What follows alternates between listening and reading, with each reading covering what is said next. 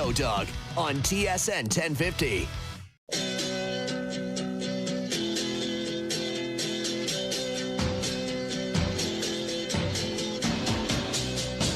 All right, here we go. OverDrive off and running. TSN 1050 on the TSN app, your home smart speaker, up on TSN 4, up on YouTube Live. Brian Hayes, Dog, Jeff O'Neill, Jamie Noodles McLennan. What's going on today? How are we feeling this afternoon? Man, there's some weird and wacky stuff going on out there in the universe these days. I'll tell you. Whoa. Yeah, there's some wild stuff. There's some wild stuff. There's some wild stuff. We're not going to go into it. Leafland is kind of part of the wild stuff. Who knows what's going on down there? But other corporations down south, there's some stuff going on. Some wild man. stuff. I actually witnessed some wild stuff this morning. Oh, yeah? I'm going to launch an investigation myself because I think I know what you're going to say. I don't think you do. Yeah, I really do. I'm not sure you do. You might if you're guilty, because there is a culprit out there. Someone had sticky fingers this morning. Oh, no. I know exactly what you're talking about. I'll tell you what it is, and you can just say that's what it is. All right. Okay? Yeah. Me and Hayes had to do something today for a production that we're doing later on. Very excited about it. We're going to have more on this later. We're announcing it soon. It's going to be awesome. We cannot wait. All right. But there's a ton of professional people around, and inside there was some stuff set up for us, breakfast sandwiches, fruit, and on the other side of the room, I can't believe somebody saw it. Dude, No, I swear I didn't see it. Let me take it from here. Yeah. No, Okay? dude, I'm taking it from here myself. because I will let you explain it, but I gotta go through this chronologically, Noodles. So I get there 7:45 this morning, right? Yeah. Out at Copetown Woods, unbelievable place. Barry, the owner, was there. He's an awesome guy. Walk in there, like O said, great spread. And it's so early, and I'm hungry, but I'm already starting to plant seeds for later. And I walk over, and there's a basket filled with my favorite candy bar is Snickers. Okay, I love Snickers. There were 3 or 4 of them in there, and I planted my eyes on those. And I said, it's too early to grab one. I'll circle back later. No one's going to take all of the Snickers. Do you know who your partner Now is? I know who. I went back there. I circled back at 11:30 before I left. I said, oh, Snickers. I never buy them. They're my favorite candy bar, but I never think to get them. And I'm like, those are on display. I'm going to grab some Snickers. They're in that bag right there. That's I go what it over is. there. They're gone. And I'm like, someone came by and swept up all the Snickers. And I knew it was you. I knew it was you the whole time. Here's and you what knew happened, it was you the okay. second I said I'm launching an investigation. You took how many were in there? How many do you have in that bag? Let me explain myself first, and then I'll dig into the tickle truck. So there's the area, and not many people are diving into this stuff, okay? So sometimes in the evening, my wife will say to me, any chance you're going to the store? That's code for maybe she wants a little snack. Right, or something. of course. I don't know. I we got don't you. care. We don't carry a lot I of live that in a stuff similar the house. household. I know exactly what you mean. So I was grabbing a coffee, and I did a little neck stretch, and I peered across the room, and there's a little goodie bag station, and I'm like, you know what? Here's how pathetic it is. I went up to the head pro, Barry, and I said, do you have any kind of brown bag or some kind of bag or something? So I went over to this little snack shop, and stole I everything. got It's supposed to be for everybody. A cast of dozens, Noodles. Yeah. Dozens of people. Show the some Snickers. of these little guys. Get to the Snickers, because you know what sickened me more than anything? I don't like Mars bars. And you know what drives me crazy? People always say that don't eat chocolate bars. They're like, oh, it's the same thing, Mars and Snickers. No, they're not. They're not even close. No. This degenerate left the Mars bars. Of course he did. He picked look through. at the Snickers. There they are. Dude, you took a Mars bar. Okay, you did take one. I placed my eyes on those Snickers at 7:45 this morning, and I said, I need one. I'm taking one. Kit Kat anymore. This guy stole the whole thing. The whole Anything thing. that's not nailed down, he just takes it. The whole That's thing. what it is. Noodles, Like- I knew it. There's the last one. I knew it was 3 Snickers because when I saw it, I said, that's my bag right there. I'm taking one of those. And I circled back out on the exit, and they were all gone. And I knew it was this guy that took them. Dude, the worst knew part it. about it was when I went to do this little mission, side quest. as You my made sure daughter I would- wasn't around, too, because you know if I Dude. saw you do that, I would have called you out immediately. Dude, I did an FBI scan and look of that room, and there was no one in there. As soon as I stuffed this brown bag, I looked back, and there was 4 people from the corporation that we were dealing with, and they Yeah. were staring at me like I was an insano person. Well, Oh, Noodles. Like I've witnessed this we've all before. seen it before. We've but witnessed this before. Anything There's a is bunch not of these nailed little down. mixed nuts, too. Like anything like Trade Center, free agency, Yeah. you know, Kit Kats. anything where Nicole Anderson will bring in everything, and then all of a sudden she might as well just take it out of her car and load it right into the back of O's car. Yes. Because some of the stuff just disappears. You're right. And you're like, oh, that looked great. Well, where are all the Gatorades? Where's the blue Gatorade? Guys, And they're I gone. have to work in Studio 6 quite often. So what happened? They're not. This just goes to waste. So I just pull it into my office there, and it's for everybody. Yeah, I knew it was you. I was facetious in saying I'm launching an investigation. I didn't need to. I knew it was you. Dude. I knew you took those Snickers. And I'm going to so take rattled. this a step further. You did not assume that this was me. Someone said they saw me go I into the. swear to you, no one said a word because you were still shooting. You had to do shots. I had left. I had done my stuff. So I was circling in to be a gutless little weasel. Oh, thinking you the were same gonna do thing. the same thing I was did. going to go in and grab a 2-pack or a mittful.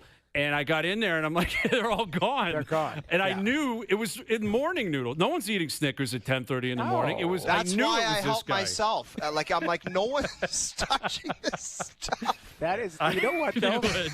This establishment I knew is watching this segment going, I don't even know if I we know. can have these guys back. You're right, Noodles. You're right. Like- You're right. I mean, it's an embarrassment to the whole operation. We're representing TSN. We're there representing a great company that employs a lot of amazing people. See, the thing is, though, And- Brian, like, I think respectfully, you probably would have grabbed 2, like, maybe just the One for Snickers, the and that's road. not, like 1 or And 2 felt for the road. embarrassed to do so. This guy asked somebody who worked there, Barry from Copetown. Can you get me a garbage bag or a brown bag so I can just take this whole table and dump it into the bag and Yeah. walk out? Like this That's guy the difference. probably took utensils, probably a table run. Like you probably got Yeah. it all. Look at this guy. It's like a deck of cards, Snickers. I'll tell you what, if Anyway. you're hungry and not feeling like yourself, grab a Snickers. Yeah, I guess We can't. so. They're not available. They're not. I was trying to. I was, and I was going to follow that motto. Anyway, all right, we've got a big show today. We got a big show. Nazem Kadri coming up in an hour. Nice. He's a Leaf alumni. Maybe he's possibly going to be the president of hockey operations, or Never maybe know. Never know. maybe he's involved because you referenced the Leafs. Which, again, we come in here daily, and if there's no Leaf news, we're just going to move on to the next thing. Eventually, there will be, right? Like the draft lottery. Listen to this pig put his stuff in that bag. That took you 25 seconds Too to long. repack. That's how much Too long. To repack the bag. Too long. Draft lottery All right. on Tuesday.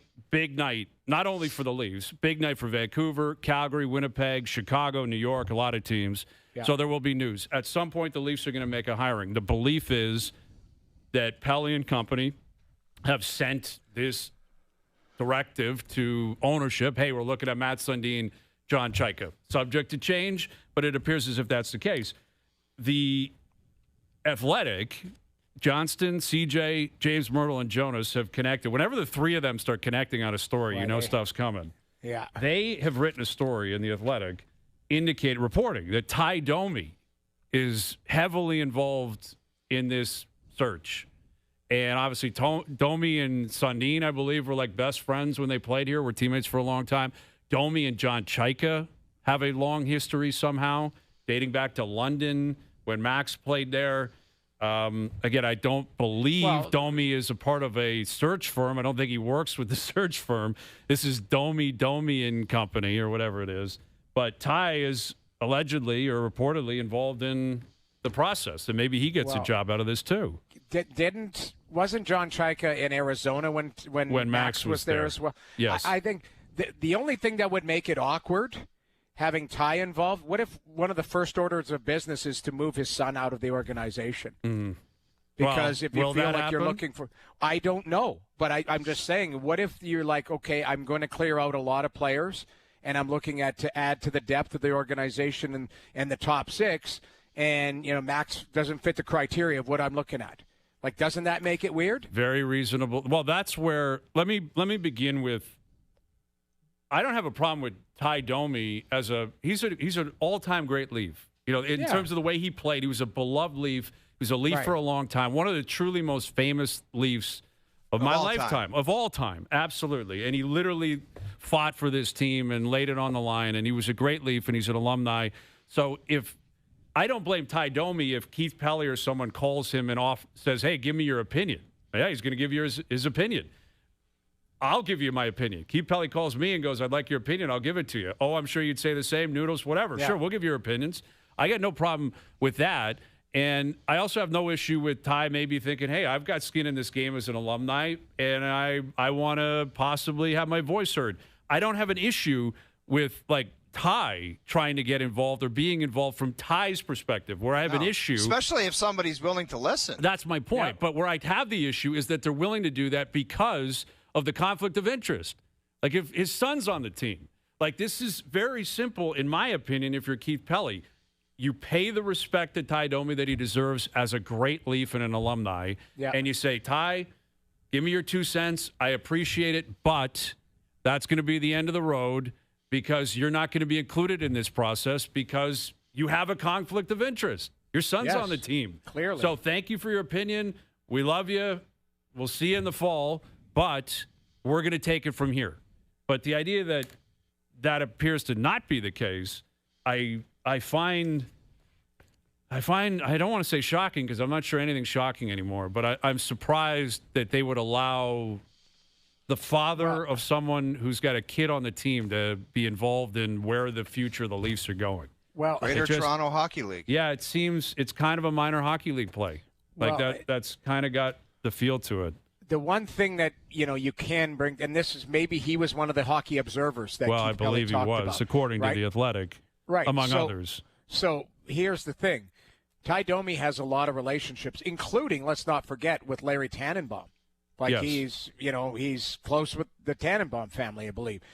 Ty is entrenched in the city in Toronto. So you're right, you can leverage those relationships. But you're right, I think it has to come to a point where you're like, okay, we're going to get it to here, but because of the conflict of interest or potential, we have to excuse you. That's only fair, and I think it's respectful for both sides. And I'm sure they did it the right way, but again, I'll give Keith Pelly credit. It sounds like he's talked to a lot of people. It doesn't sound like he just, talked to 3 people and is like, I'm making my mind up. It sounds like he's really done his due diligence here. Now, again, he's got to choose the right person for the organization or people. Sounds like if that's John Chaika and Matt Sundin, does that mean Sundin's moving here, or is he an advisor to John Chaika, and Chaika is the guy, and they're having a dual role for him? We will obviously find that out soon, and more and more is going to trickle out here. But yeah, I mean, Pelly, it references in the article that he relies on the opinions of hockey people, non-hockey people he's met in the business world, in the sports world. But what also came out of it, which I do think is probably I'm not going to say the most important detail, because who they hire is ultimately the most important detail. And in order to get the hire right, I think you got to go through the proper process. I'm not convinced that's happening based on some of these details. But it said in the Athletic article, keeping Captain Austin Matthews and star forward William Nylander in Toronto has been noted in interviews as a priority for MLSE. So I'm not surprised by that, but that gets back to who would be willing to take the job if they're being told and how exactly this has to happen. And how do you keep them happy exactly? By winning by bringing in people they like? Yeah. What does that mean, keeping those two guys happy, that you're going to make transactions to make this team better next year? We've already talked about the lack of assets, and it's almost impossible to almost bring in Brucey Boudreau called it 5 or 6 new faces. I think it's almost 8. How on earth could anyone possibly do that? It's hard, and you're right. No kidding, Jamie. But one of them, or one of your core pieces, not one of them. I'm just saying one of your core pieces. Name me a player, where it's Morgan Riley, Austin Matthews, William Nylander, Matthew Nyes. You might have to move one of those players out to get assets back, to get some of the things that you are looking for to build around the group. And if you've just been told, hey, Matthews and Nylander are a non-starter, you build around this group, then you start going, okay, well, let's see what Matthew Nyes garners. Let's see what Morgan Riley is. Is there a short-term plan, or is this a plan to go, when Austin Matthews is 35 years old, we want to be here, we want to be there? Like, that's the it's a concerning Very thing. Troubling. Very troubling is what it is. Yeah, because we want Austin Matthews here. Obviously, you want William Nylander here. You want to build around guys that are really good players, which they are, star players. But if it's going to take a step back to move forward, do they have the stomach to do it? And right now, what you're doing to the new manager and the new president is tying their hand behind their back, one hand behind their back, saying, you got to do it, but it's got to be with these two or this potential situation. Well, what it is it's a continuation of the Core 4 era. That's what it is, where the only thing that mattered were those 4 guys. That's all that mattered, right? And they were going to win. We can and we will, right? The famous quote from Dubas, can and we will. It hasn't worked for a decade, right? These guys as the driving forces of this team. Yeah. But it's why would it work now? Well, according to MLC, it has to work. But furthermore, what is actually, I think, deeply rooted in that is what I remember I said on this show weeks ago. If I'm Austin Matthews listening to this, are you keeping me here because I sell tickets and jerseys, or because you think I can win? Now, because they're two very different things. And that would be my concern here. If I was a prospective GM, I would ask them, Keith Pelly, okay, you want these two to stay here. Tell me why you want me to stay here. And if he doesn't start with, because we know they're the ones that can help you win the Stanley Cup, then it's the wrong reasoning. But how could he say that with a straight face? I don't think he would. I don't think he would. They won 2 playoff series, so how could he possibly say that with a straight face? And it puts the next GM, VP, executive, hockey operations, whatever you want to call it, in a position of anxiety where what he's being told, and I believe Tree Living probably dealt with the same thing when he got here, was you better make sure those guys are happy, right? Yeah. So who cares if they didn't play well? It doesn't matter, right? Who cares if they don't score like they used to score? Who cares if they mailed it in down the stretch more than anybody else? I just got a question for you guys. Just with that saying, do you think that Julien Brisebois or John Cooper, when dealing with Hedman and Kucherov and Braden Point and Cirelli, do you think there's ever that thought process? And I do understand that it's a completely different market and it's a different philosophy, and they've won championships and they've been to 3 finals. Do you think that phrase is ever thrown out there? We got to make those guys happy. And obviously do, just by the way they're paid, and life's great down in Tampa. But as far as the way you phrase that, whatever they need, keep those guys happy, do you think that that's ever tossed out down there?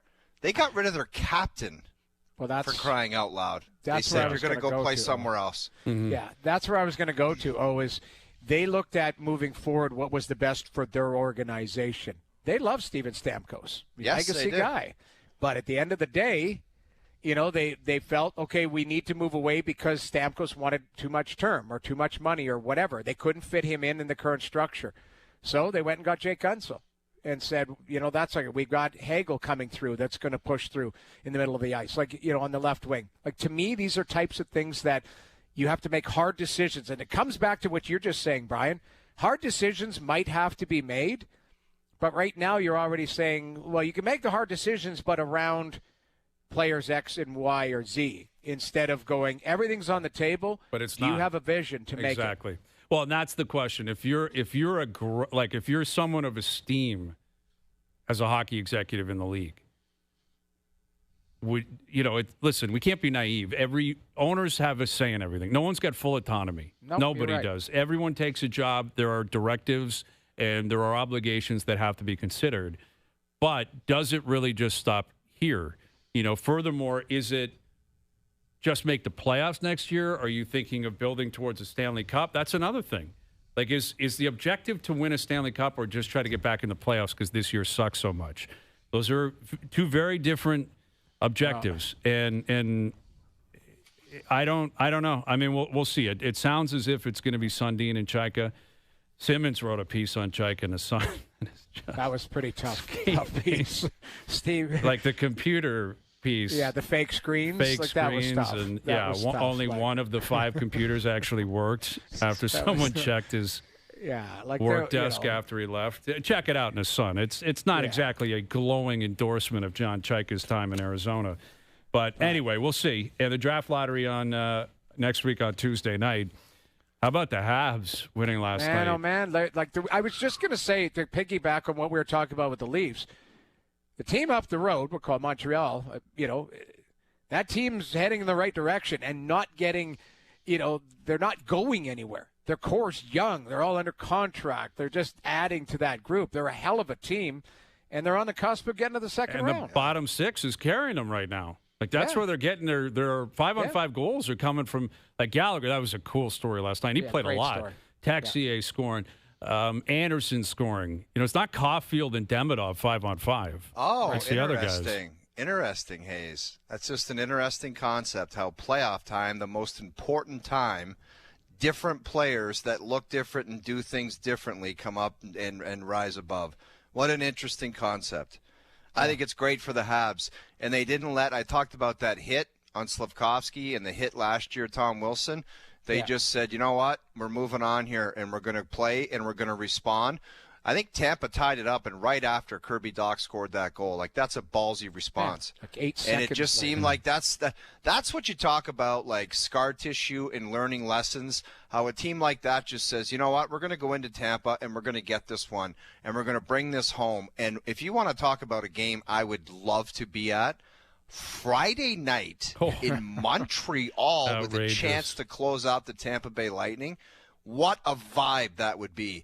They better understand that Tampa's not going to go down without a fight. Like, they're going to have to play their asses off to beat them. And I wouldn't be shocked if that goaltender's out of this world, because there's been some weird ones going on him. That was a bad goal, that third goal on Vasilevsky. That never goes in on him. That was a terrible goal. No, and it's a bad goal, and the difference was, we talked about it like yesterday, Dobush played well. Dobush had 40 shots. Like, it's not like Tampa just folded. Like, Dobush played very, very well. Now, a lot of it was, I would say, perimeter shots, because if you look at the chances, they were a lot closer than just the shots on goal. I believe it's like 16-14.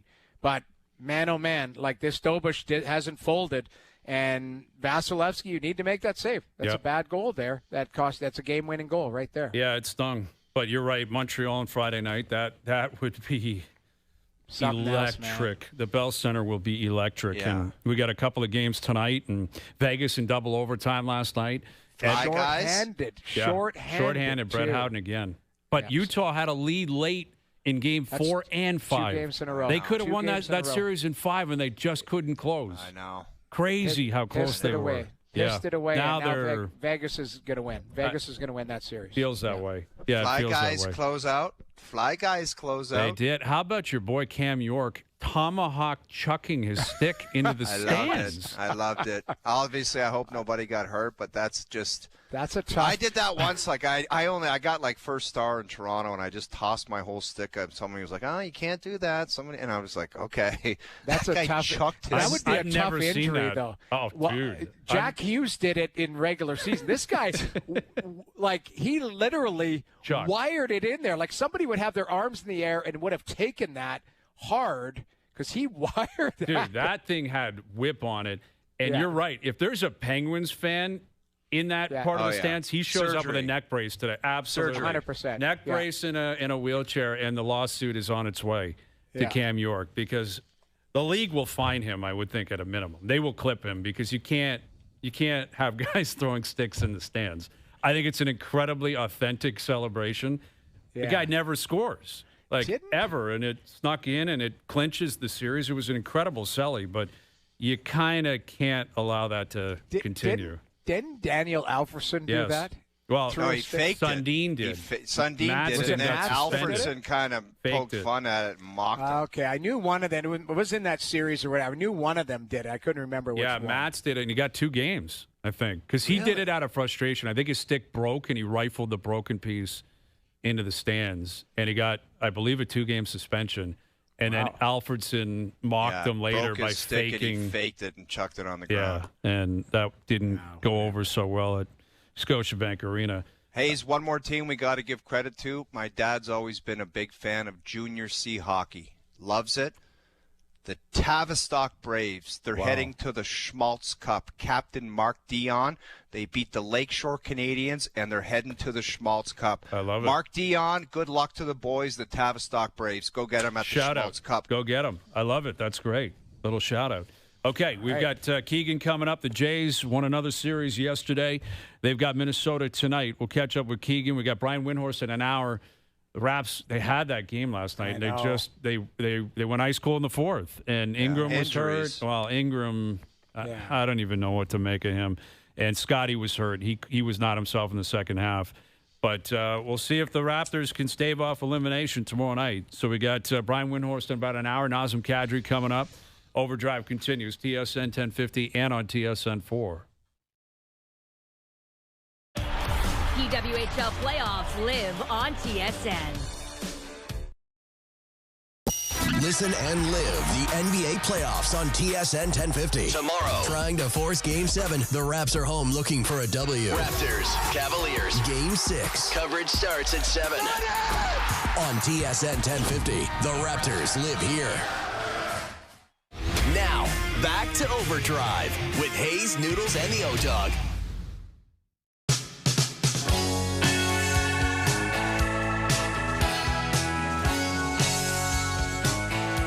All right, OverDrive continues, powered by FanDuel, bringing you more ways to play your game your way.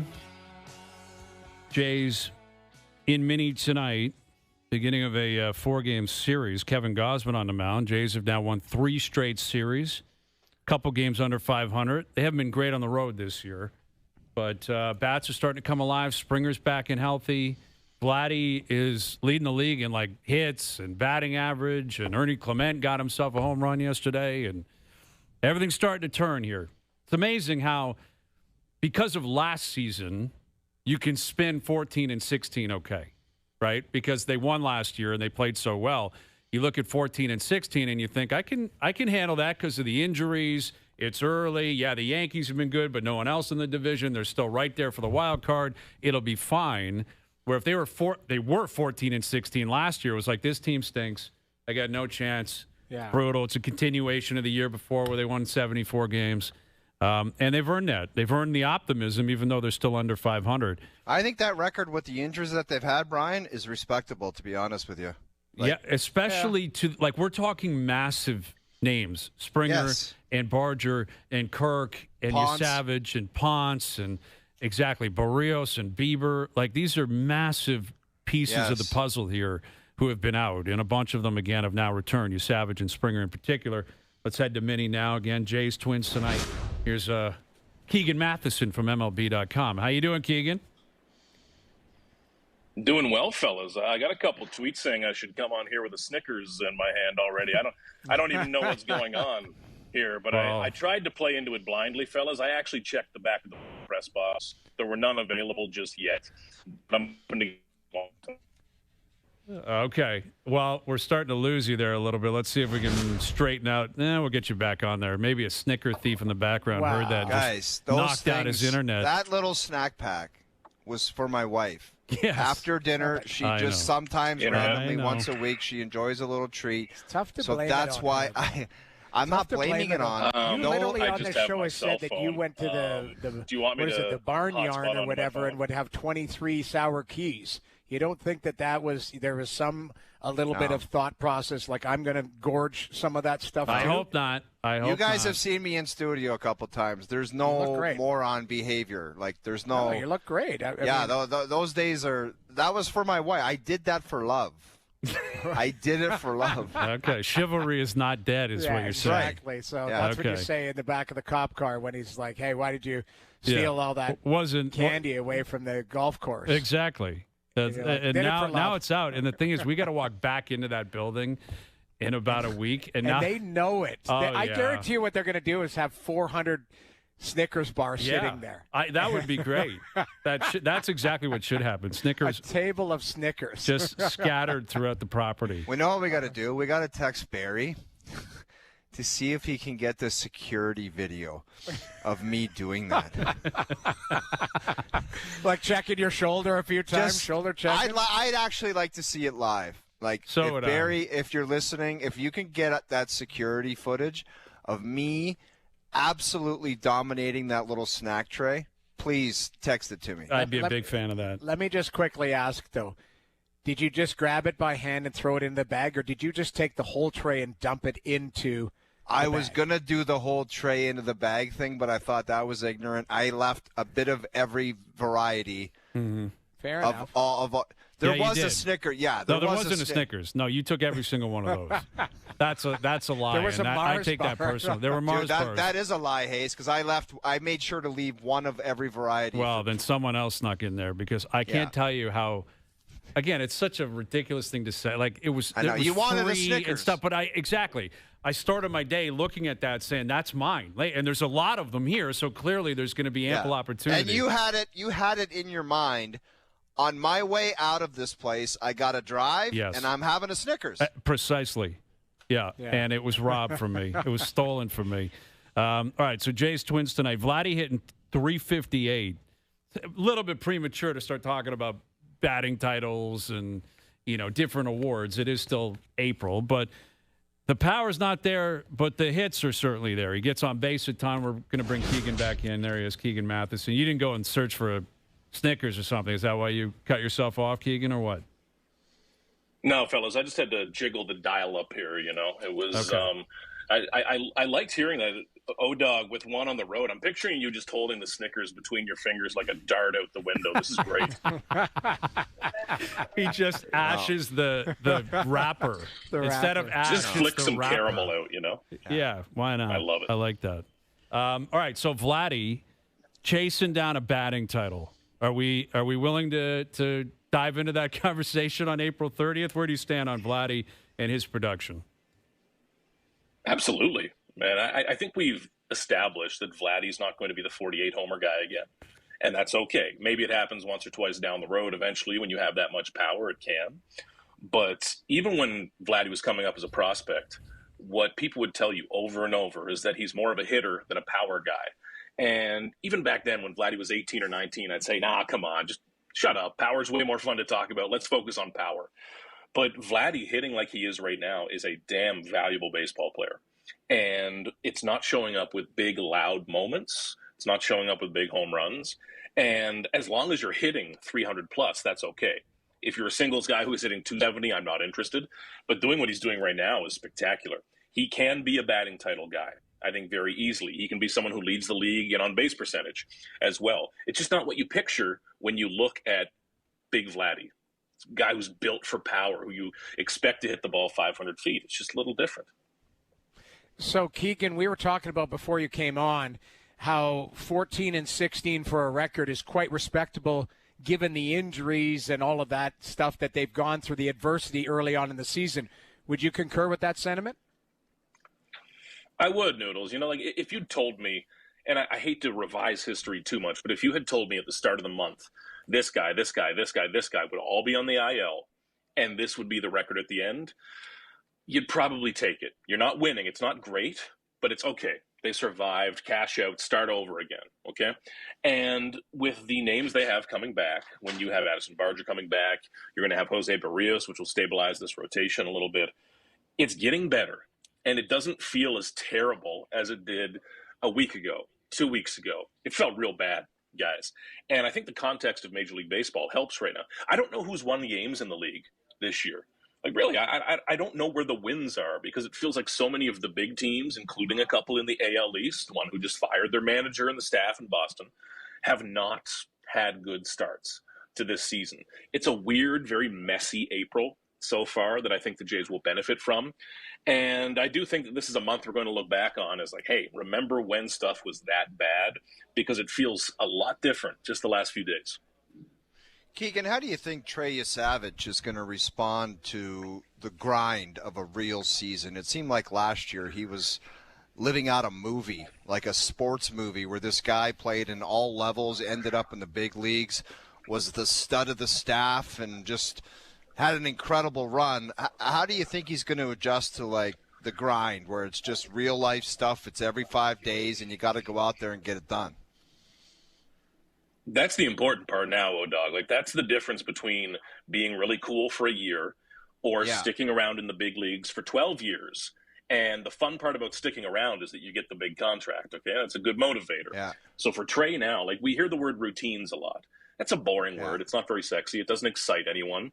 But that's what's important right now. That is what allows someone like Kevin Gausman to still be in the league and still be making big money at 35, okay? And that's a great motivator, again. So for Trey Savage, one benefit, guys, is that he's going to have the same address this year. I mean, last year he was living in 4, 5, 6 different places, but he's going to get used to these routines. And that means the 2, 3, 4 days in between your starts. What are you doing? How are you taking care of yourself? Do you know when to pull back a little bit? It means dealing with media constantly because everyone wants to talk to the Wonder Kid, to Trey Savage. There are good and bad ways to go about that. I think he's doing a good job of it. But he's in the right place with the right people, I think. But this is the part that doesn't get talked about enough. Okay, we've seen a lot in the city. When Alek Manoah came up, we saw it with Ricky Romero, who ran into injuries. You see it around the league all the time, guys. Everyone throws 100 and can strike people out. That really doesn't excite me all that much anymore. When someone can do it the second or third year in a row, then I start to get excited because you see they're adjusting and they're living the life, which not a lot of these guys can actually do. With Keegan Matheson, MLB.com. Jays Twins in Minnesota tonight, beginning of a 4-game series. Gausman on the mound for the Jays. And George Springer returns to the starting lineup. He came in as a pinch hitter yesterday, got himself a hit, got himself an RBI. But he's back DHing tonight. Where do things stand with George in terms of the barometer being as close to 100% as possible? Where do you think that lands with him in terms of how he feels and what kind of impact do you think he can have? It's not 100%, I don't think, fellas. Haven't seen the toe, no real interest in seeing the toe, so I can't provide much of a visual scouting report, but I don't think he is close to 100% right now. I'm sure it's still pretty bruised up and something he's dealing with. You know, you don't fully heal a broken toe this quickly. So the big test, guys, will be if he hits a double tonight. I want people to watch when he's going around first base at full speed because your left foot is that inside foot that you're really putting a lot of weight and pressure on. Let's see if he rounds the bases full speed. That's going to be the real test here. But even if he doesn't, guys, like I don't care if he's walking out there, he's an upgrade. Because to have George Springer at number 1, then you can play around with 2 and with 4, but you have George at 1, Vladdy at 3. You finally have something to tie yourself to, which the Blue Jays haven't had in forever. We've seen Miles Straw, Davis Schneider, Nathan Lucas, Ernie Clement batting leadoff. It's not supposed to work like that for this team. With George back, it just makes more sense. And I would take 70% of George Springer over no George Springer at all. Well, we'll see how it plays out tonight and throughout the weekend, Keegan. Always great catching up with you, buddy. We'll do it again soon. Thank you for this. You got it, fellas. Take care. There he is, Keegan Matheson, MLB.com, live from Minnesota. Jays Twins tonight. Are they going to play some AL East teams anytime? Only played Boston. Yeah, they've only played the Sox. And then they're right back out to Mini. Like I want a Boston at home, and then right back into Baltimore, and then to Yankee Stadium for a 4-pack. I know. And then down to Tampa but after. You know it's coming. That's coming. We're just not getting it early enough. Yep. That's all. You're right. They're at Tampa after this. They got the Rays a couple times in the next couple of weeks. Yeah. At the Yankees in May. The thing is, the Yankees are in town on the opening of the World Cup here. Like Canada is playing Bosnia at 3 p.m. at BMO, and at 7 p.m. first pitch, Jays Yankees at the Rogers Center. Do you know how crazy it's going to be down there? Oh, it's going to be absurd. I think it's a 7:37 start, which is smart. Push that back a little bit, but. Man, it is going to be crazy down there. Like crazy down there. Canada, World Cup on Canadian soil, match 1, and then Jays-Yankees right down the street. And after that series, the Jays go to the Red Sox. So middle of June, it really gets cooking. Anyway, good stuff, Keegan. Appreciate you doing that. We've got Nazem Kadri coming up. It's a Thursday, so I've got an updated bar play list. Stanley Cup playoffs, a little updated list for you guys. A lot of change.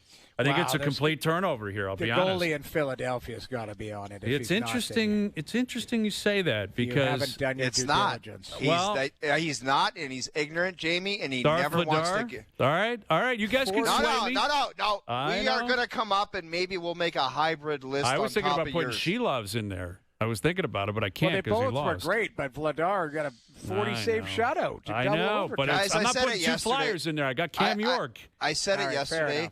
If Kyle's mandate, and he did a brilliant job, if he had two mandates at once, which was try to get younger and also make the playoffs at the same time, I get it, man. That's great work for somebody to pull off those two things simultaneously. But what was did you really think that getting in, like Sid was going to go on a magic run with that group of guys and, like, steal one more cup?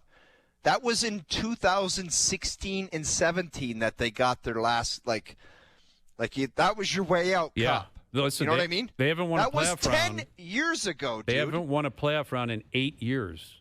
That's Pittsburgh. right. 8 years. But that's just not being realistic. And it might be ownership. It might be someone else. But it's not being realistic. And I get it. Sometimes your hands are tied and you got, direction from up above, which is a scary thing. Yeah. But it's like you got in and you just got pumped by Philly, a younger team. It's just, I don't know, it's crazy stuff. Yeah, it'll be interesting to see what they take of this and how they parlay it into next season with Malkin, with Letang, what they do with Carlson. And there's going to be some guys that age out there, but Noodles, you've been saying that about different teams for 3 years, and nobody ever changes. They just stay there. They're there. Well, but they did try young players there this year, and Pittsburgh's future looks pretty bright considering, this is a team that is aging out, their core. But it's if Sidney Crosby at some point gets to play the Jamie Benn / Tyler Seguin role, and you've got Kindle that pushes up and other players that are young, then you're on to something. That's the Jim Nill, mantra there in Dallas. I just don't know who it is other than Kindle. Well, they had other young players there. Now I'm drawing a blank on it, so I should be more educated. Well, they had a lot of guys. They had that Chinnikov kid they just acquired. Yeah, well, they traded for him. That was a great trade. A great trade. They might have found their goaltender in Sheloff, trade for him for a second rounder. Like, they've got some players kind of, you're going, don't mind. But, yes, to your point, they've got Letang, Carlson, Malkin, whose deal I believe is up. Yeah, correct. Yes, he is. Nola Chari, who's a veteran. But you can move past the Chari. No, I understand. I'm but talking I'm just saying. The core. Yeah, I know, but I agree. I'm just saying he's an older guy that's still playing there. Anyway, we'll see. We'll see what they end up doing. It is going to be a very interesting offseason in Pitt. Nazem Kadri in 20 minutes. Brian Windhorst on the Raptors losing last night. The Lakers lost too. They were up 3-0 in their series. Now it's 3-2. So more on that with Wendy coming up in about 45 minutes. OverDrive continues. TSN 1050 and up on YouTube Live. Listen and live the NBA playoffs on TSN 1050. Tomorrow, trying to force Game 7. The Raps are home looking for a W. Raptors, Cavaliers, Game 6. Coverage starts at 7. On TSN 1050, the Raptors live here. Now, back to OverDrive with Hayes, Noodles, and the O-Dog.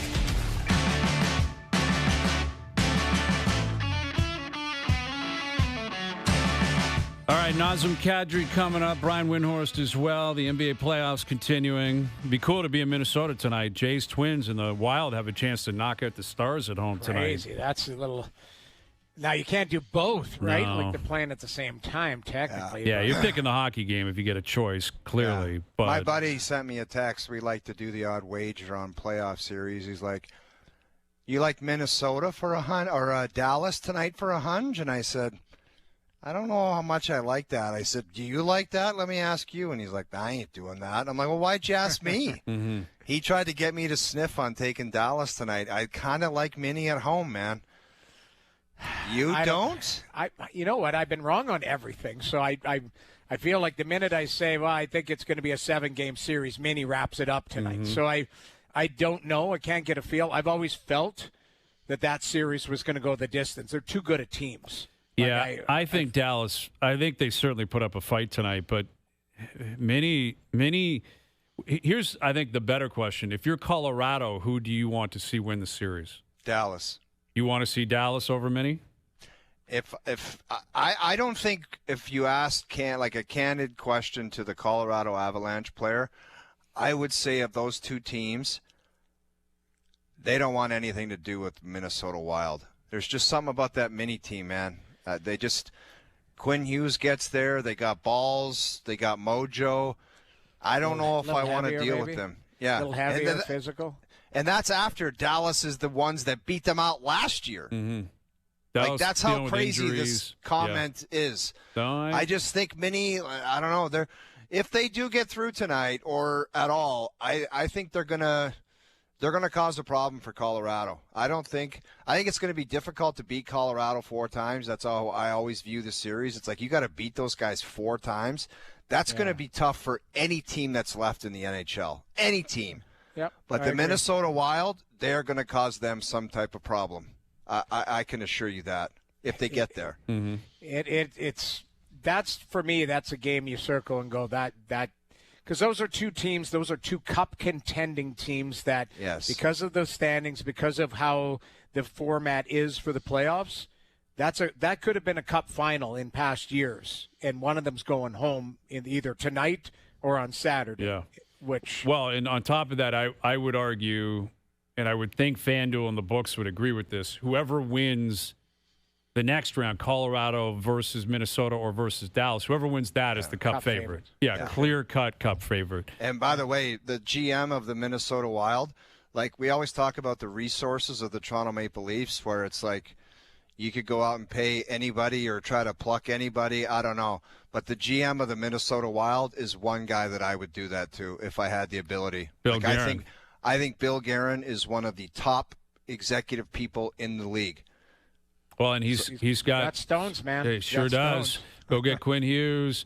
Parise. Yeah, you're out of here. And you remember a couple years ago? It was 3 or 4 years ago. I don't know when it was, but Matt Boldy was a young kid. As soon as the season was over, Billy Guerin pulled him aside and said, "What you're doing out there is not good enough, and it better get better." Yeah, and it has. Look at that guy now. He's a stud. He didn't let him slip through the cracks and become a flake out there. That guy plays for keeps every night, and he's an unbelievable talent. Yeah. All right, Nazem Kadri, the bar play list continues, an updated version. I'm looking at Darth Vladar. I got to find space for him. We want your list. Space. Well, you got your list, and we're going to counter with some kind of version of ours. Brian Windhorst coming up on the Raptors. Can they survive the series tomorrow night? OverDrive continues up on YouTube Live. This is OverDrive with Hayes, Noodles, and the O-Dog on TSN 1050.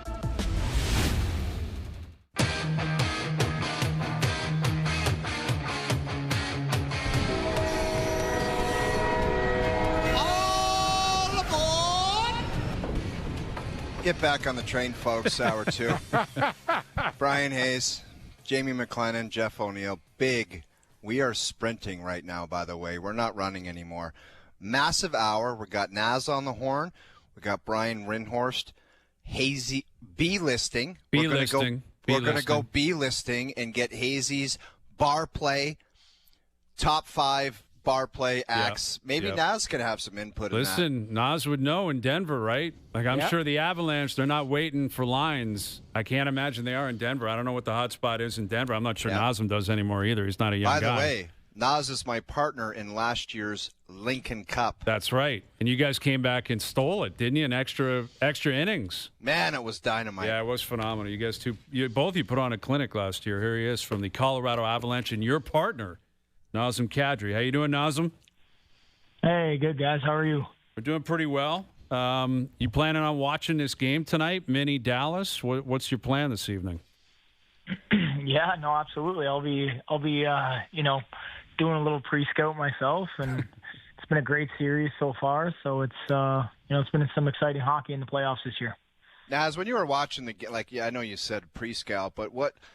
Other than watching the game like a regular dude drinking a beer would, what would you be watching? Like, would you watch defensemen's tendencies, or if you saw something, or are you just watching the game to see what the hell's going on? Yeah, I mean, I think you try to have some takeaways, and and obviously, put yourself in some situations out there where, break down what plays you could make and what plays you shouldn't make. But, I mean, for me personally, I like to watch the PKs and, see what we can utilize on the power play. And obviously that's a big portion of the series is special teams. So those are always my favorite to watch, is just like, entries, in zone type scenarios that I feel like, you can get some good pointers from. So Nazem, with you guys having the sweep and some time off, is Jared Bednar giving you guys some rest, or is he running mini camps to kind of keep you sharp, waiting for your next opponent? I think there's a balance, for sure. I think you gotta stay ready, but first couple days, I think we had completely off, and which was nice to just kind of detach a little bit. And in the playoffs, you can get pretty consumed with with the on ice portion and hockey in general. So it was just nice to have a couple days to unwind and spend with the family. But last couple days we've been ramping it back up, and there's some uncertainty obviously when we play next, but we'll definitely be ready to go. With Nazem Kadri, and it seems like it's, from our standpoint, it's been a seamless transition for you back into the Avalanche organization. Take us through that, though. Like, once the anxiety leading up to the trade deadline, the uncertainty of where you were possibly going to land, and when you get the call, it's Colorado. A, how excited were you? And B, how did you prepare to kind of walk back into a room that you were very familiar with? I mean, certainly anxious moments. I think anxious is probably an understatement. I mean, when you hear multiple teams that are kind of in the mix, and your head's kind of bouncing all over the place on where you could end up. But I'm thrilled that Colorado made a late push and was able to acquire me. Obviously, probably the top destination I had, and with all the familiarity and the history we've had. So. Man, it was a whirlwind for 24 hours there, and it was, I'm just kind of still trying to figure out how I ended up back here, but sure glad I am, and I mean, walking in the dressing room, easy. So obviously a lot of guys know me, I know them, coaching staff pretty much the same, management the same. So it was. It was relatively simple for me. It was nice to be back. Naz, just take us through, like, when that transaction goes down, for the people listening and watching, like, what are the real life things that happen? Like, you get on a bird with a bunch of suits and your family stays back and they got to put the house up for sale? Or is that just everyone get to Colorado and then deal with all that stuff after? Like, just take us inside of the details of what actually goes on. There's tons. I mean, I think I'd be on the phone, for a couple hours if I went through everything. But long story short, I mean, you get the call.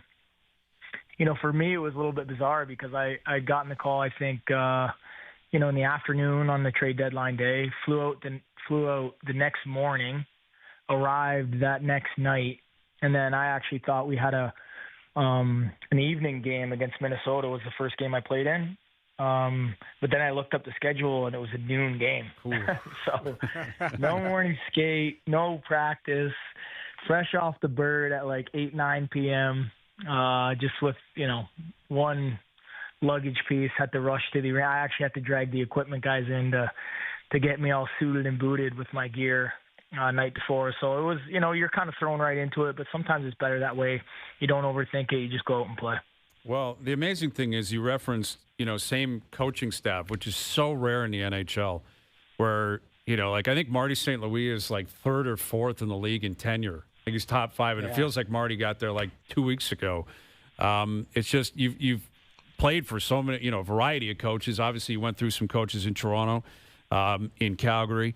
But Bednar just being there and being stable, it's like him and John Cooper, and I guess Brindamore probably in Carolina, that just represent this stability and consistency. How much of a benefit is that to yourself, to the players, having a guy in Jared Bednar who's been there that long and obviously is very comfortable in running that bench? Yeah, Bedsy's great. I mean, he's, certainly earned the right to be there as long as he has. And, I think he does a great job getting the boys prepared. And, as a newish player, I guess, coming to the team, you already know what to expect. You already know what the coaching staff expectations are, what they like, what they don't like. So, it was easy for me to, get a read on the room, on the team, and just kind of, fit in seamlessly. So with you being, we'll call it the veteran guy now at 35 years old, you've seen, you've been there, done it, for every different facets. What could you tell us about the difference between maybe when you came into the league to where it is now with the younger players? And you were a young guy that was up and coming and had a, tremendous reputation, and now you're a veteran guy who's been a winner. Now you're around and have been around a lot of young players in the league. What's the difference between when you were young to where it is now? Well, I think all the younger kids or the new kids, they seem to be just all about hockey. It's literally all they do, all they want to do. And for me as a young player, I knew I really liked the game of hockey. Of course, I loved it, and I loved being out there and playing. But there was an off-ice component that you'd enjoy as well. But, I think the young kids now are just, they're so dialed in. And, even if, you're out in the playoffs in a week or the season ends, it seems like, they're back on the ice in a few days and just can't stay away from it, which I'll never understand. Usually I like to let my gear collect a little bit of dust, at the postseason. You're at Joe Cool's. Before I strap it back on, you know what I mean? So, it's good because they're just, they're locked in and they really enjoy the sport and just being at the rink, and, you kind of feed off it a little bit. Naz, talk about Nate McKinnon. Like, there's legendary stories that this guy, it's just like maniacal about winning, where it's like no pop in the dressing room and the food and just his everyday routine. Like, how crazy is the stuff that goes on with this guy as far as his like desire to get better and his desire to win every night? That's it. He's a ferocious competitor, and that's kind of always been my takeaway with Nate. And obviously we get along great. We've had some great chemistry on the ice, on and off the ice. So for him, he's just always looking to find another gear, which I can certainly appreciate. And I don't think it can fool you. He's got his guilty pleasures too. So I don't I don't think everything's all like quinoa and broccoli constantly. I think he knows when to pick his spots, and just what a player. It's been such a treat just watching him play and being on the ice with him, and just I think he pushes everybody to get better just because what he does out there is inspiring. It kind of drags everybody else kind of into the fight with him. Well, you guys are sitting pretty right now. Home ice throughout the playoffs, and you're waiting to see if you play Minnesota or Dallas. You might get that answer tonight. If not, you probably have to wait a couple nights. That's probably a bonus for you guys if this goes 7. So we'll be tracking it. We're following you guys as always. We wish you nothing but success, and thanks for doing this today, Nazem. We appreciate it. All right, boys. Thanks for having me on. Have a good one. You got it. Nazem Kadri joining us here on the Maple Toyota Hotline. Red Tag Days are here. Check out the Toyota Crown Signia. Effortlessly tranquil, beautifully designed, and remarkably distinctive. Visit Maple Toyota right near Canada's Wonderland in the Maple Auto Mall. Okay, thank you to Nazem. I like that. Old school. Maybe you just take a peek at what's going on out there.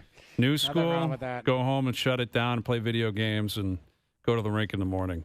It's crazy. Yeah. You gotta enjoy I told you my end of the year your routine. Got to enjoy it. My end of the year routine was about a month straight. Cancun for 7 days, back with my boys at home, and then it was a month long bender. Yeah, just was it a 10-pack? Would you put 10 pounds? Like what usually like guys put weight on at the end of the season. For 7 or 8 years, I didn't even jump on a scale. I was 191 for a long time. Later on, not so much. Well, I know that some guys I played with could eat McDonald's every day and have 6% body fat. That was Other Bates guys, Battaglia. He could eat anything he wanted, and he would lose weight if he ate bad. He's a freak of nature. Damon Lankow was the guy that I remember him. That guy was my Ridiculous. roommate at the under-18 tournament in Japan. Shredded. He was a Shredded. rake. Yes. Yeah. And tough as nails, like a UFC God. guy. Yeah. Scary tough. And well, that's kind of like Nazem. Like Nazem is not. He's not cut. He's not big, but he's wiry, long, and tough, wiry and lanky, Dude, but will hits fight like and a hit. train too. Absolutely.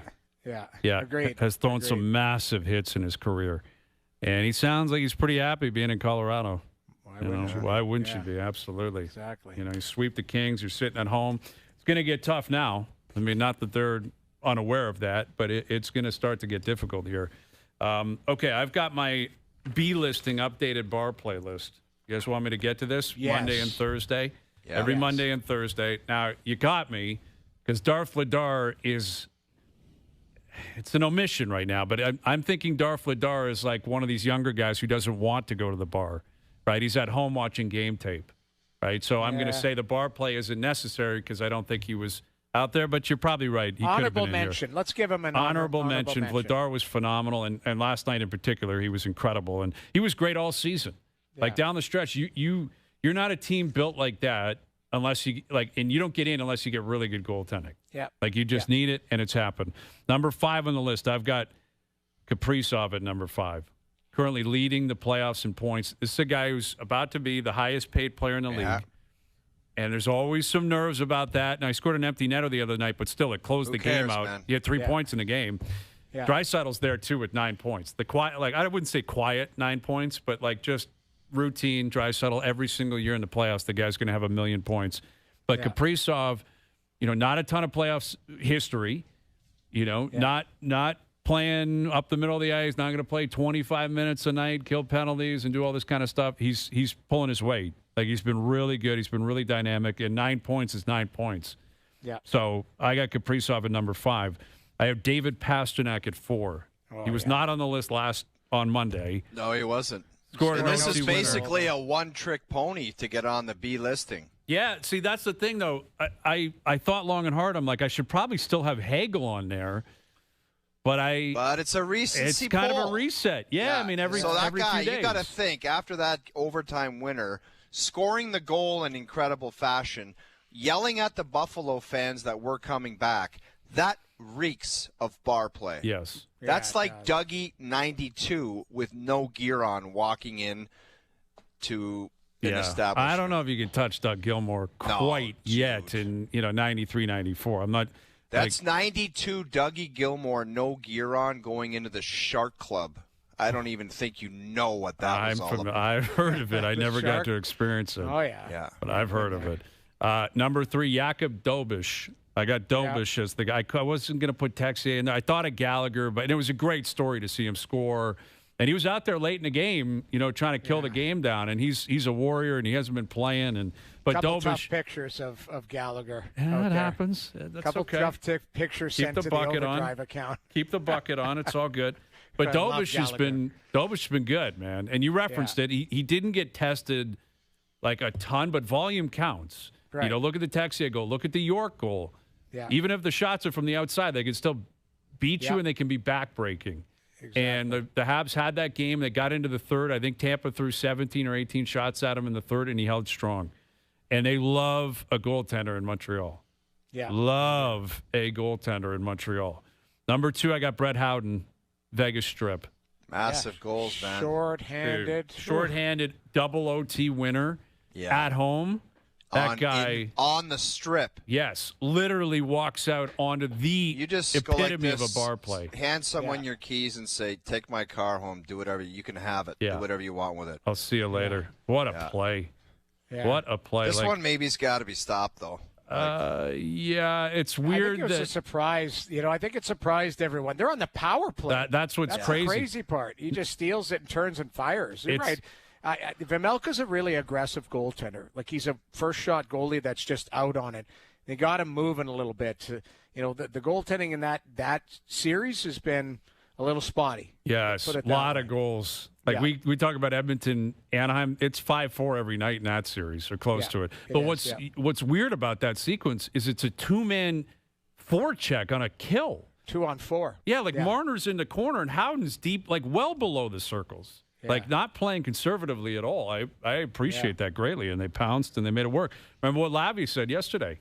That if you can be a little bit aggressive, you can catch somebody sleeping, man. That's exactly what this was. I guarantee you, Utah is like, well, both of these guys aren't going to come fight me for this puck, and there's Kerfoot. It's Kerfoot that got snaked there. Yeah. Anyway, moving on. Number 1, I've got the stick chucker himself, Cam York. Yes. Fair enough. I got Cam York. In Philly, right? You're on Broad Street an hour and a half after the game. You just scored the OT winner to knock Pittsburgh out of the playoffs. You know how much more significant that is in Philly? That is that big. They sent Sidney Crosby and the Pens home, and Cam York does it in overtime and throws his stick into the stands. So, yes, a lot of recency bias. It's not like Cam York has been the greatest player in the playoffs, far from it. I will say this, shout out to Michkov. He got this started, right? Played last night, got a primary assist there on the York goal. But good for him. That's a good response. That's what you're looking for. Like Rick Tocchet's like, you know what? You sat out the last game, and I made the stupid comments of get rid of him. You put him back in and give him a chance to respond. Show the coach, the only job of the player when this situation happens is show the coach you hated how much that just went down. Yep. There are some guys, we've all seen it in the past, where it's like scratch, and they go out there and act like nothing happened. Yeah. You've got to show the coach how much you hated that. It's like me and Jamie talk about every veteran guy that we ever played with that was a healthy scratch, the next practice was automatic fight. They'd get in a fight in practice because they wanted to show the coach that they're owly and they're not going to accept it. Yep. And one last thing, Hazy, for any player that's losing their salad, you've got to go to the Ally Afraidy School of Salads. In New York, he rode up the boards, smashed into the partition, was unconscious, and on the ice he grabbed his bucket and put it on because he was not going down that road. Unconscious. Yeah, I know. I appreciate that. We got to find that video, though. We got to find that where he, Doogie, find the video, the Joe, from the bridge. Exploded off of his head. There was one, I don't know which particular play it was. It might have been the one where he rode up the boards and unconscious, he still had the whereabouts to just grab the bucket and put it back on. Or tape a glove to his head. Who knows? It was just either way, he needed to cover it up. Yeah, instinctively and unconscious. Right. Yeah. Said, this thing's going on. Yeah, it just happens. Speaking of videos, we're going to come back. I have access to a video that has been sent my way. Oh, my God. We are going to play a video. It's a Zapruder video of him stealing a chocolate. We are going to play a video here that was shot this morning. We will play it. I can't do it. I can't do this. And Brian Windhorst coming up as well. OverDrive continues. TSN 1050 and on TSN 4. Listen and live the NBA playoffs on TSN 1050. Tomorrow, trying to force Game 7. The Raps are home looking for a W. Raptors, Cavaliers, Game 6. Coverage starts at 7. On TSN 1050, the Raptors live here. Now, back to OverDrive with Hayes, Noodles, and the O-Dog.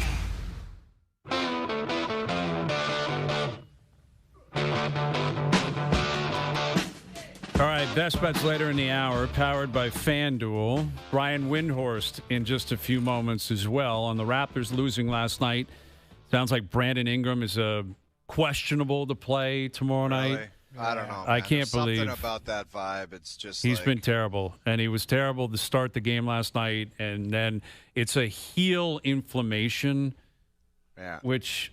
Come on, I dude. get, we need you. You got to play. You got to play. Forget the money. Forget everything else. You're a young enough guy. You're a very young guy, relatively speaking, and you're an incredibly important piece. They couldn't score in the fourth quarter without him. And I know he hasn't played great the first 4 games. And I can't get the negative thought out of my head. It was just from being pissy at the beginning of the series that he's like, I'm going to show you guys. I always get that thought in my head. And there he goes. And walking down the hall and questionable for Game 6. Scotty said he's going to be okay, but he was banged up last night as well. And they went cold in the fourth quarter. So Windhorst on that and more still to come. So this morning, O and I were off, doing a shoot with a bunch of great people. And we've got a really exciting thing coming up next week that we're going to announce and we're going to get into very soon. Mm-hmm. And luckily for us and anyone that was working on the site, it was catered effectively, right? There were muffins and croissants and coffees and fruit, and it was just phenomenal. It was an incredible vibe, and everyone was in great spirits. And which I think was a very nice touch because this is unusual. I've been to a number of events that are catered. I don't recall seeing a little basket with chocolate bars and little bags of chips and stuff like that. And within that basket, there were 4 Snickers bars. And I spotted them the second I walked in there, and I said, I haven't had a Snickers bar in a long time. I can't wait to have one later. It's 8 in the morning. I can't do it now. I'm not going to do it now. But surely there will be Snickers bars here when I circle back at 10 a.m., 11:30 a.m. I returned back to now the scene of the crime, and the Snickers had been swiped out alongside the Kit Kat bars, a couple of Mars bars, the bags of chips, the peanuts. There were a lot of things in there, and they're all gone. Now, I was curious who was the one that would possibly do that. And when you watch like Law and Order, you see these movies, and then they find access to videotape, and they show the figure walk into the room or leave the scene of the crime. Roll the tape, Joe, from the bridge. This is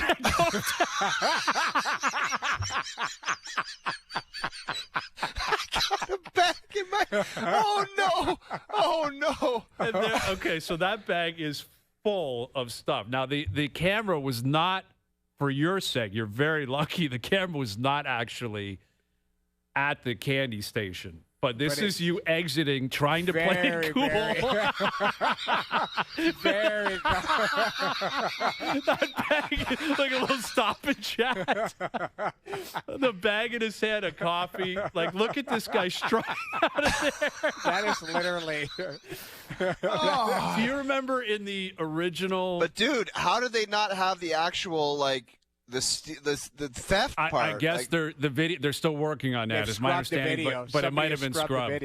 But do you remember the Bourne Identity when that guy walks out of the consulate and he's I want to say he's the Chinese diplomat, and he's walking out with a suitcase, and they have that's basically Yeah, like that's you see these in movies all the time. This guy, and then when it's America's Most Wanted, it'd be like, and that was the last we saw as he walked out the door. Exactly, walking out with his duffel bag full of Snickers and Kit Kats. I am so glad that they don't have me stuffing this, because you know what I did? I left the table with all of that stuff.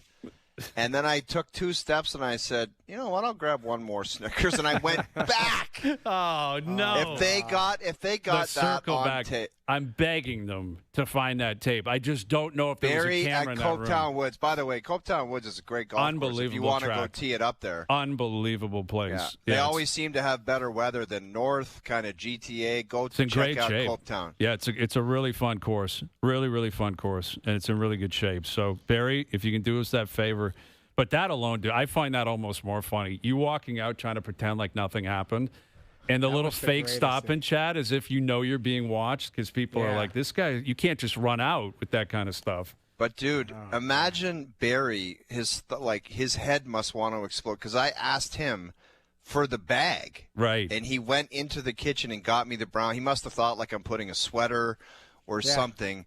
It was to rifle bags of chips for my wife and like Snickers bars. Crime Stoppers. Yeah. Stoppers. That is a Crime Stoppers video. That's what it is. Roll it one more time. Give us the walkout. So casual, too. So happy with himself. Look at this guy walking out. Just so happy with himself. Down the hallway. Hey, let's see what's going on over here. Oh, that's interesting. I could take it or leave it. Okay, now I'll move over here, and I'm going to pretend that I'm going to do a stop and chat with someone so I'm not guilty of stealing all the Snickers and the Kit Kat. That is just so happy. My God, it's outrageous. Yeah. Outrageous. All right. Do we have Brian? I'm sure Brian's ecstatic with this type of – this is a segue for us. Sirius from ESPN. The Raptors still alive. Big game tomorrow night. Here's ESPN NBA reporter and analyst Brian Windhorst. How you doing, Brian? Good afternoon, guys. So, Brandon Ingram, questionable tomorrow night. If he doesn't play, if he's not available tonight or tomorrow or Game 7, how difficult is this going to be for the Raptors, in your opinion, to not only survive Game 6 but possibly win this series? Well, it depends. I mean, the Brandon Ingram who's the All-Star or the Brandon Ingram who's played the first 4.5 games? Frankly, a good place to start would be to recapture the Scotty Barnes from Games 3 and 4 in the first half of last night. It's not my leg, but it looked to me like he banged knees and then really wasn't as effective later on. Also, when Ingram's not on the court, the Cavs' whole defensive system isn't evolved around him, and they can pay more attention to Barnes. So, really by the end of last night's game, the Raptors, I don't know, maybe it was a super effective defense, but to me, the Raptors were down, 2.25 of their star players. And, with all due respect, I respect what Jamison Battle has done and Jamal Shed, but they're out there trying to win a road Game 5 with two guys who entered the NBA as two-way guys. It was, it wasn't quite smoke and mirrors, but those were laying on the table. So, I say this with admiration of what the Raptors are doing and what Darko is getting them to do. With where yesterday's game ended, the talent level between the two teams was not equivalent at all. When the Raptors are at full power, they're right there. But it would have been an absolutely incredible jaw-dropping win had they held on to that. Frankly, that the Cavs were still fighting to win the game in the last minute is not a great sign for the Cavs medium term here. And my hat's off to the Raptors for staying in this, because their only way they're really, really able to score with the Cavs is by to generate turnovers and go in the half court or go in transition. Half court, they're having trouble because they just don't have enough offensive players. So it would definitely help if Brandon Ingram was out there and if Brandon Ingram was able to hit some shots, because yes, they've denied him the ball, but no, he is not playing to the level that he should be playing under the circumstance. And how does this kind of Jekyll and Hyde behavior from Ingram, particularly in the playoffs, match his reputation prior to getting here? How do you explain, because he had an unbelievable start, an unbelievable first impression of the city of Toronto. He was great to start the year, and he played a ton. But he, like you said, it's obvious. You watch him play. He hasn't been aggressive. Game 1 was really strange. His post-game comments were strange. How do you explain a guy who's not a kid, who's a veteran, who understands how important he is, playing the way he's been playing throughout this series? Well, that is not the Brandon Ingram that I have known in the playoffs before. Now, I'm just going to be honest with you. I would not have given him $120 million when nobody else was bidding. Okay, I thought the Raptors stuck their neck out on that contract, and I really didn't like trading for him and then pretending he had the worst sprained ankle in the history of U.S.-Canadian relations. But that's all water over the bridge. He is a guy who is very hard to deal with in playoff settings. I covered the series that he played with the Pelicans a couple years ago against the Suns, and he's just an absolute load to deal with typically in a half-court set because he's 6'10". He's essentially Kevin Durant Jr., where you can't deal with him because his shot release is so high and his size is so terrific. He's a player that you would typically want in a playoff setting because he's a half-court playoff specialist, because there's so many things you can do, and because he can initiate offense. You would even figure that with quickly out that he would become even more valuable. So there's in any long playoff series, there's 10 different dramas unfolding, but there's no doubt he has underachieved, and that has been disappointing, especially because the Raptors invested so much into him. They basically said, this is going to be Scotty Barnes' running mate. And, you know, the thing about the Raptors, they've done a really nice job in talent acquisition. Like that trade, that value of that trade was pretty good. You know, the value of, you know, where they got Jamal Shed, how they got quickly. I liked all of these deals, but they've paid these guys through the freaking nose. Mm-hmm. And, you know, like I am very excited about Scotty Barnes. He is really developing into a franchise cornerstone. This series, while on one hand I say, boy, Darko is really getting them to play hard. I really am impressed with how they've battled back over and over and over.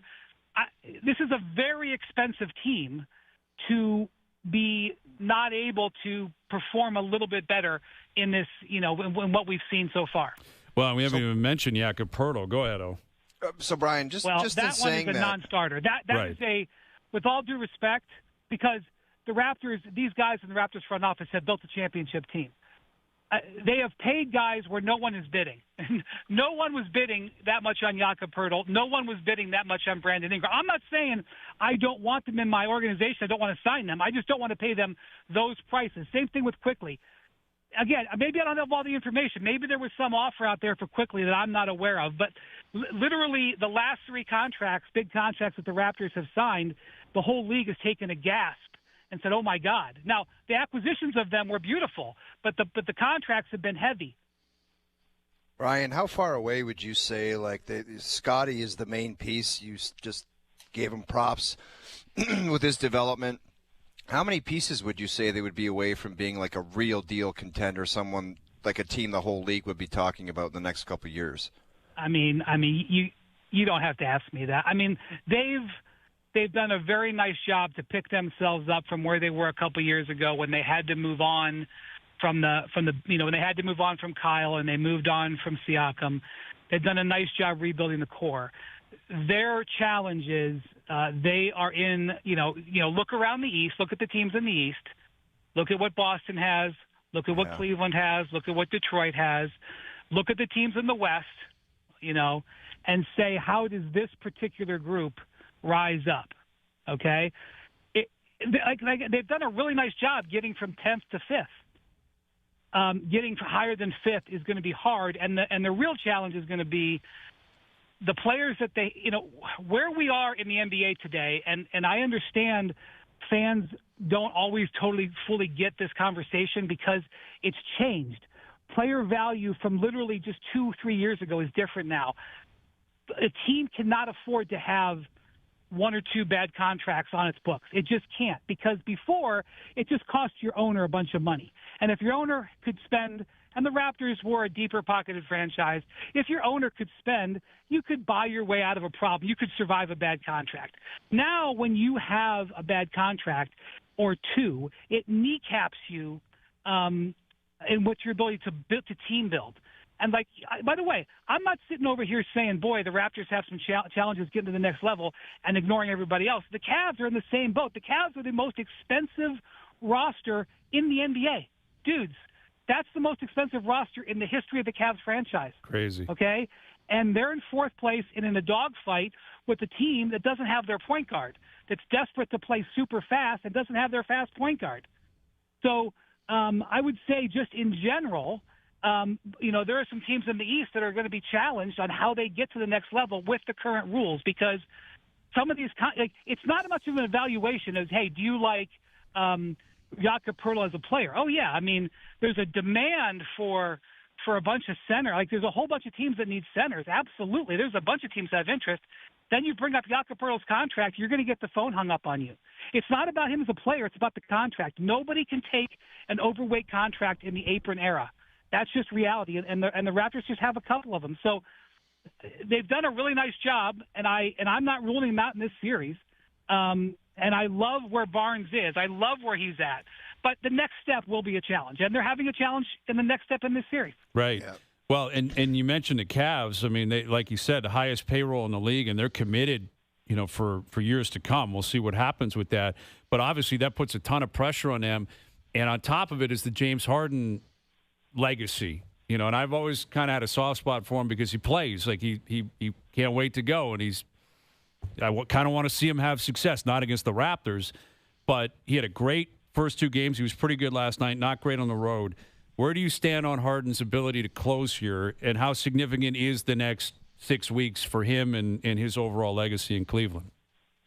Well, I can't say that they've already agreed to a contract because I guess they could look me in the eye and say that's not true. But James Harden had a no-trade clause built into his contract this year, and he agreed to be traded to Cleveland at midseason. Why do you think he would do that? He would do that because he had an idea that his contract was going to be – he's going to have a thing worked out. So what happened in Cleveland is they were building their team on Evan Mobley's timeline. And the Donovan Mitchell trade was to go along with Evan Mobley. Evan Mobley made All-NBA last year, was Defensive Player of the Year. And they have had to accept the reality that they can't build on Mobley's timeline anymore. They have to build on Donovan Mitchell's timeline. So that decision was a huge, gigantic decision. And so that's why you end up trading and committing to a future contract with the 37-year-old instead of keeping, the 26-year-old Darius Garland. Okay? So all of those things are going on there. But, here's the thing that I say about James. He's played in 17 different playoffs. So he's got I was able to generate statistics on everything that he is, all these games where he's been in Game 5 in a 2-2 series. That's actually happened 13 times in his career. There's a whole data set on just how James Harden performs in Game 5 when it's 2-2. By the way, it wasn't very good. That was a better than average performance yesterday, even though he turned the ball over a lot. So now we go to the data set. What's James Harden's profile in 3-2 series where his team is leading? I was at one 2 years ago. They were up 3-2 against the Celtics when he was in Philadelphia. It didn't go well. So, Harden could have 35 tomorrow night, or Harden could have 7. And, that's an uncomfortable reality, but that's what the data set says. He could lead the Cavs into the next round. And look, let's just be honest here. The stakes on this series are pretty high. Maybe the Pistons come back and win. Maybe that happens.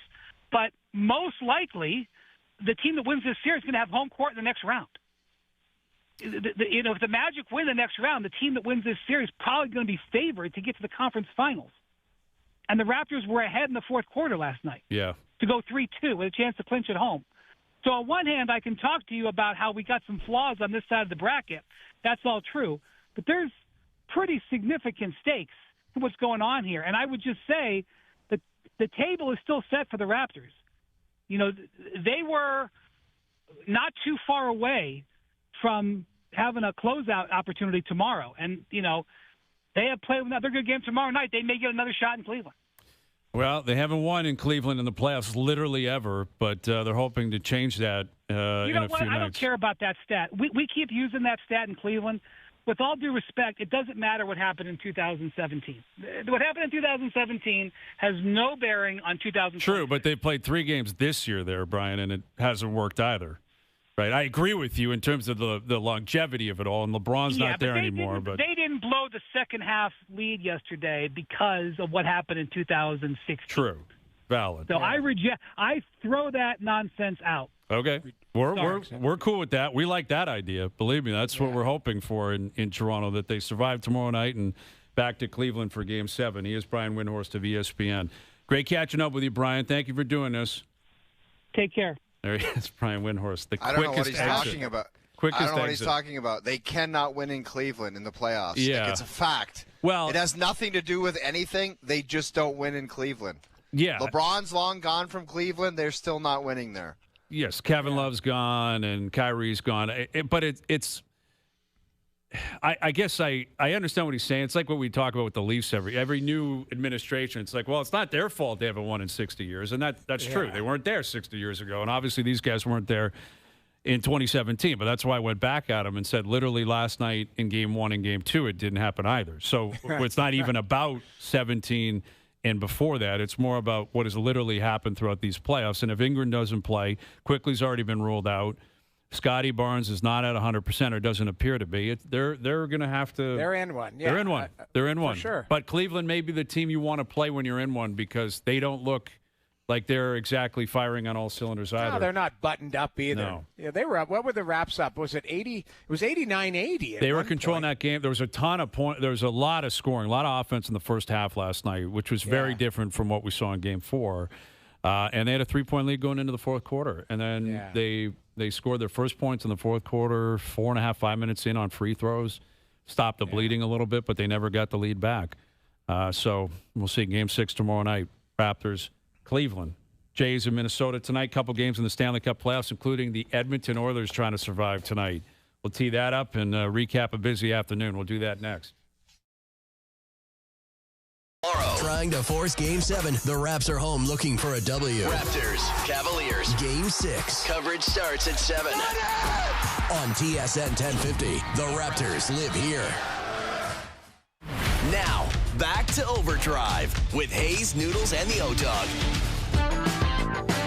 All right, Best Bets powered by FanDuel. Make your picks and assemble a same-game parlay in seconds on the FanDuel Sportsbook app. Going back to the well, I'm taking the over tonight. Oilers, Minnesota. The total 6.5. You got to pay juice, a lot of juice. Yeah. The Oilers had their fun and defended pretty well, and Ingram played well. 5-4 tonight. It just, it just feels like we get back to party time tonight. So? I'm playing the over. Best Bets powered by FanDuel. Same game parlays available for every Stanley Cup playoff game on the FanDuel Sportsbook app. Please play responsibly. 18 plus, physically located in Ontario. I don't have a great feel for who wins that game. I got to be honest. Neither do I. I mean, this is Anaheim's opportunity to nail it shut. Yeah, to bail. You go back to Edmonton and you get Jesus and Draisaitl flying around there. You don't need that. You don't want that trouble. business. And same thing with Minnesota. You don't want that. You don't want to go back to Dallas. Like I think you're looking at it. I think these home teams got to try and win tonight because you don't want a Game 7. Take a page out of Philly last night. Right? Yeah. Like, don't go back to Pittsburgh. And they did not. Because if they lost last night, they'd be a huge underdog in Game 7. Yeah. Right? And obviously it doesn't matter now. They won. But I agree. I think Minnesota can win Game 7 on the road. I think Anaheim, they would be in big trouble. In tough. Yes. They'd be in tough. Yeah. And I would argue the Habs are somewhere in between. I don't think they're quite the same as Anaheim, but they're not far from that in terms of being raw and young and inexperienced. You might want to get that win tomorrow night at the Bell Center. That's fair. You go back down to Tampa, you're playing with some fire there. Problem is anything can happen in Game 7, like we say all the time. Goalie steals one. We saw Hellebuck gold medal game. Didn't matter what Canada did. Like that type of stuff, Game 7s, that's when it's one and take it all. Anything can happen. Bad penalty, you get a 5-minute major, and the team scores 3 power play goals. It's curtains. Like Montreal doesn't have to change much, Jamie. I think they've been the better team for larger portions of the play. They deserve to be where they're at. Go ahead and recognize that and take advantage of how you're playing. Bury them tomorrow night. You got an opportunity. That building will be. Oh my God! That'll be so much fun. I have buddies in Toronto asking me, like, do you have any tickets? I'm like, how would I have tickets? Yeah. To the Habs at the Bell Center. I'm in Toronto. I don't. No, I don't. Get me some tickets. Yeah. If us three wanted to go, we would have to buy tickets. Yes. Oh, yeah. And it would be difficult to do that. Yeah. Like very, very difficult. And they would be to do. $500 each. Yes. That's how much we'd have to pay. Probably more than that. You think, Noodles? More. So, I think it'd be worth every penny if they win tomorrow night. Of course. But you're not getting a hometown discount on that. You're paying sticker price and top dollar. Yes. Yeah, for sure. Big time. Top Top dollar. Yeah. So anyway, we'll see. We'll see what these teams have in store tonight.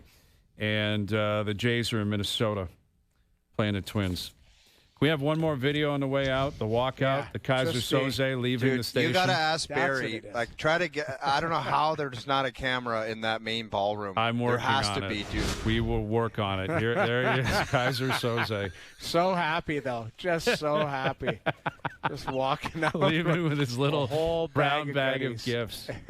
Just basically the Santa of the golf world. Called his wife on the way home, bringing home a treat. We got a like all of stash. that. Look at what are you doing over there? Like, why are you? What are you It was just somebody asked me a question about the Leafs or something. I don't know, and then I just how comfortable he is with all those Snickers. Sauntering. God, they were calling my name, Noodles. I can't even tell you how excited I was for a Snickers on the road. Dude, I guarantee you, I'll go back and I'll do zoom ins, man. I left a Snicker or two. I went through that thing, like, yeah, exactly. Like, you know, again, in the movies where people are like pouring through, you know, someone took the prize, someone took the gold. Yeah. I was turning that place upside down. There was nothing left. Nothing. There was just feathers. Or it's the worst, like it's the Mars bar sitting there. Yeah, something I had no interest on an island. Yeah. See, I don't know. I feel really bad because on my way out, I rolled my window down in my truck for a couple different reasons, and I heard the camera crew go, like, let's break for lunch. And I was like, you got out of there in your Lincoln Navigator. Yeah, like they probably all wanted a bag of chips, a Snickers, There's a and they were cameraman in a brown bag That's in the my next truck. video. This guy's Lincoln buzzing out of there on two wheels. All right. Thanks to everyone behind the scenes for helping out. We appreciate it. Everyone for tuning in today. TV, radio, podcast, web, and, of course, up on YouTube Live. We're out of here. Enjoy your evenings. Enjoy the games tonight. We're back tomorrow at... Wasn't me in that video. 4 p.m. We'll chat then.